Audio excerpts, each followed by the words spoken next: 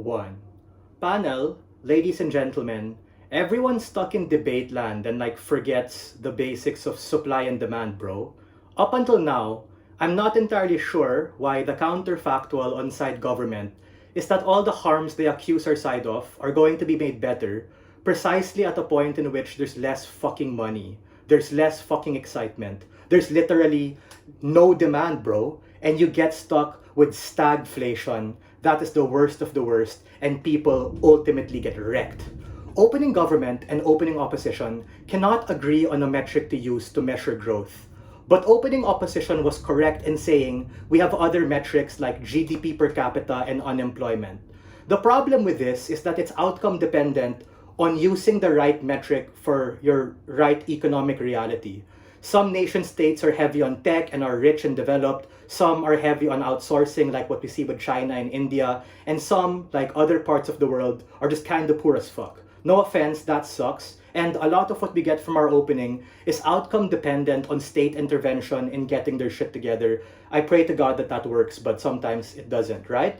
This is exactly where closing opposition comes in, and we say we don't really give a shit what metric you use, for as long as that people, governments, companies, and investors, in whatever way, shape, and form, are bullish and optimistic consistently and in the long run about the state of the economy and the state of the world. This is what opening missed the nuance to what exactly growth is and why there has to be a public perception about it and why that growth has to be continuous. Rebuttals will be integrated in my case. Now, what exactly are the public expectations and why should this be skewed towards continuous growth? I'm not entirely sure what the counterfactual on Gov is. Maybe it's deflation where prices are low and things are kind of shit, or it's stagflation where nothing happens. But both are kind of bad, right? Moving on to the first level of my argument. Public expectations of continuous growth create the liquidity we need for long-term sustainability for our planet, for the economy, and for the world.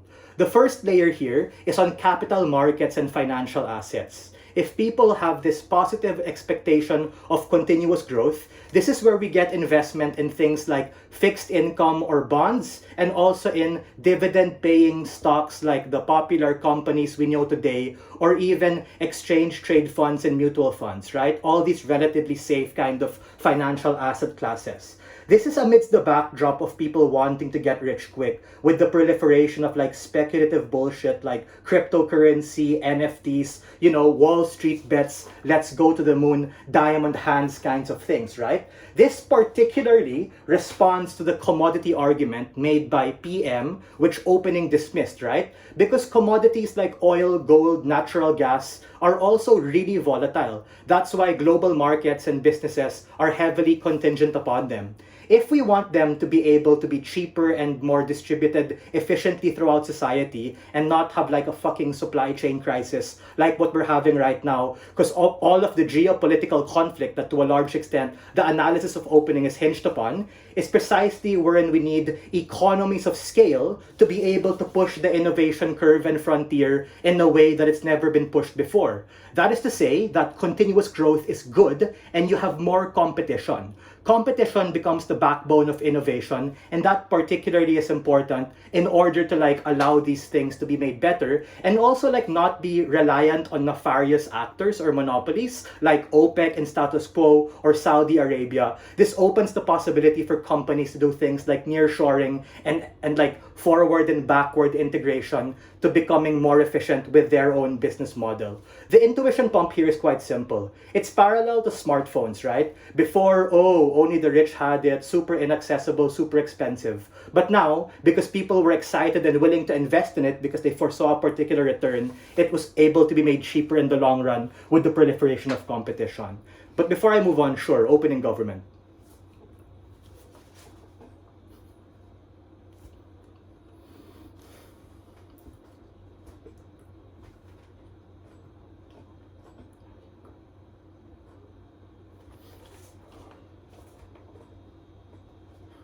Yeah, because if we want to take care of the environment, we need money. Let's get out of debate land, guys, and like realize that all of these beautiful things fucking need money. So I'm all for your impact of environment, but we need money to be able to make those things happen. That leads me secondly to my idea, right? You wreck businesses and financial institutions trying to do cool shit in the world. I guess on one side of the spectrum, you have private equity, like private companies that aren't listed, or on the other side of the spectrum, a bit more risky, venture capital and startups. These startups who open in government needs in order to get their particular impacts. Because I agree with their impacts, the environment is beautiful and particularly awesome. This is a direct response to closing government, who talks about like access to capital and loans. It's a simple question.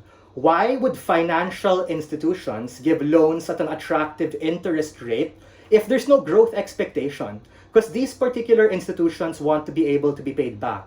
So, if you want access to these particular things being able to be proliferated and people not relying on like crappy loans with like shitty fucking interest rates, you need people to be excited about it. That's the irony in it. We think that government bench as a whole leads to a very big harm. The very big harm here is ultimately a capital flight. Sure, CG, go ahead before 6. Let's do it.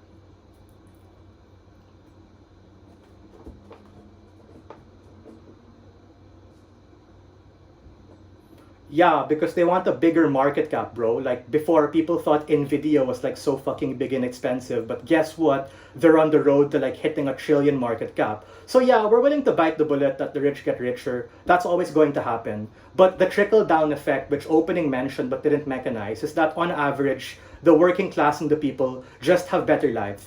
GDP per capita increases, and as a consequence, they have more purchasing power to do nice things with their lives, send people to school, reach their dreams, all that debate land impact. The biggest harm that may happen inside government, if there's no clear, continuous expectation of what's going to happen, is stagflation, and that leads to markets becoming illiquid. Illiquid markets don't have liquidity, and the harm there is that all of these things become more exacerbated. You have stronger moves in both directions for capital markets, and even more visceral harms on the companies who rely on this capital to do all of the cool things in the world that everyone in this debate wanted to impact but didn't mechanize. So for all of these reasons, if you want nice things to happen in status quo, we really need to be able to be bullish and have this continuous growth expectation. Thank you.